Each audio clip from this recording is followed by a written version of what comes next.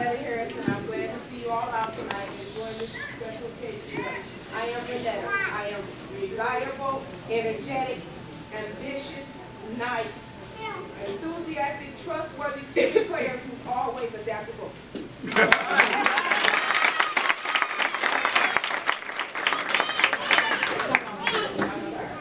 You want to say something about, she has 2 daughters in the program. Yes, my daughters are Deanna Campbell and Lakeisha Scott, and my youngest is Lakeisha, and she's very shy, but since she's been in this program, she's out here dancing, singing. We went to a program yesterday in Oklahoma, and some people that we know her, that knew her from church, said, that's not Lakeisha out there. I said, yes, due to this program, so if you know anybody that needs to be here, send them on.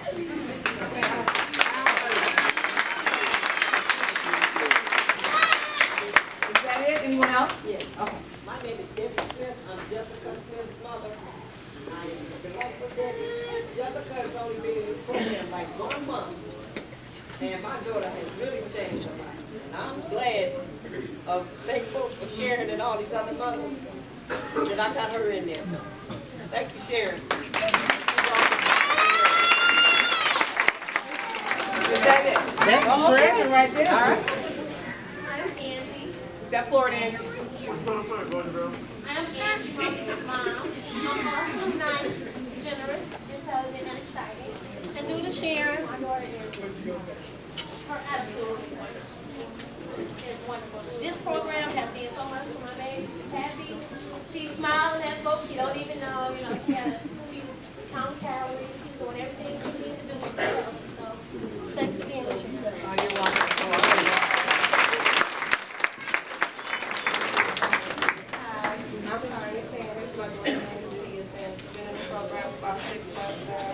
I have seen positive and incredible change in my daughter, attitude-wise, eating habits, just the overall change in her. It's been it's been a really big change to her. And it's all thanks to Sharon and Dare and Cynthia. They work hard with the girls. They be on their back every minute, telling them, hey, keep going down that right road. Hey, all right. Anyone else? Is that it? Okay, let's give them a hand.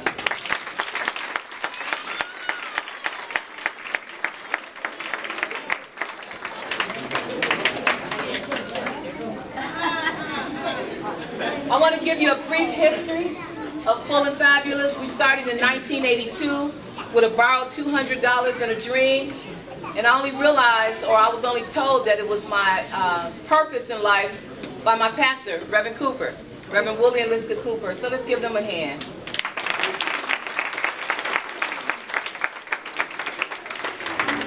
We're going to have a fantastic evening. The mothers are doing a mother-daughter fashion show. We believe that it's so important that the girls come up front and center stage as often as possible. We also have a calendar, and the girls have to use the calendar every day. Let's say on Monday they have to add 3 glasses of water.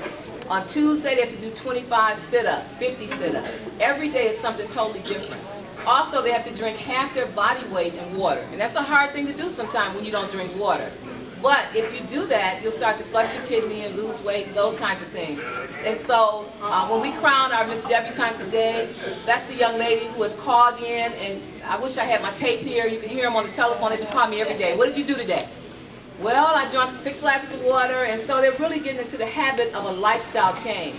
So our diet is self-esteem. We never say diet, we never weigh them, we work by inches. So tonight, we're going to measure the girls before they come out, and we can tell you who has lost the most inches, because then we'll know who has actually been working the program the way that they should. So we'll have more for you in that area. Our entertainment, please.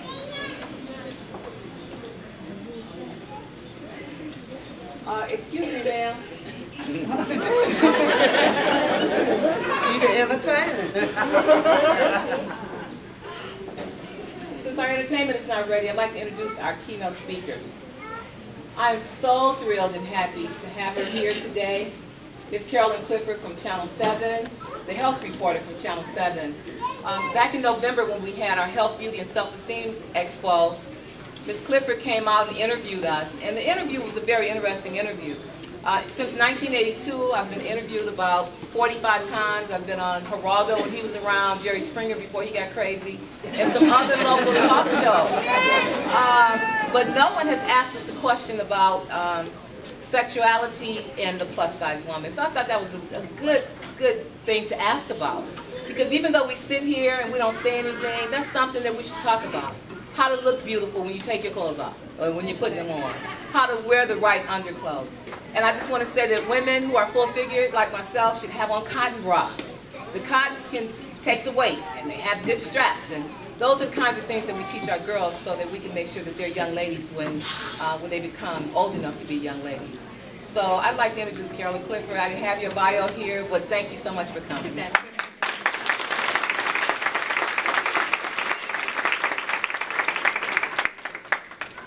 Well, good evening, everyone, ladies and gentlemen, and our young people in the audience. I am Carolyn Clifford. I'm the health reporter at Channel 7, but I'm also the morning and noon anchor at Channel 7, and I'm really happy to be here tonight to share this evening with all of the young ladies and the parents who are supporting them. Sharon asked me to come here and speak at this program, I don't know how many months ago, maybe 6 months ago, but we've been talking back and forth about the program, and you may wonder, you know, looking at me, wondering why Sharon would invite me to come here, but like she said, I interviewed her back in November about her very special, full and fabulous program, and you know, I'm from a really big family in the city of Detroit. We have a lot of weight problems in my family. I'll get to that and tell you a little bit about that and share some of that so you understand my life and why it is important for me to be here and why it has affected my life and my family's life, health-wise and otherwise. But before I do that, whenever I go out, especially when I'm talking to young people, I explain to them a little bit about my life growing up in the city of Detroit, just so when they look at somebody like me or Diana Lewis or so many other black faces that they see on television, they don't think that we just popped up on Channel 7 and had this lovely, rosy life that so many of them think, and that we had our lives and had to struggle just like many of the kids sitting before me. I have 3 kids at home, and so any kids who are crying, you parents don't worry, because I understand. Anyway, let me first tell you that I'm the youngest of 9 kids. I grew up right in the city of Detroit. We have, I don't know, 40 or some odd grandbabies in my family. I came home to Channel 7 5 years ago.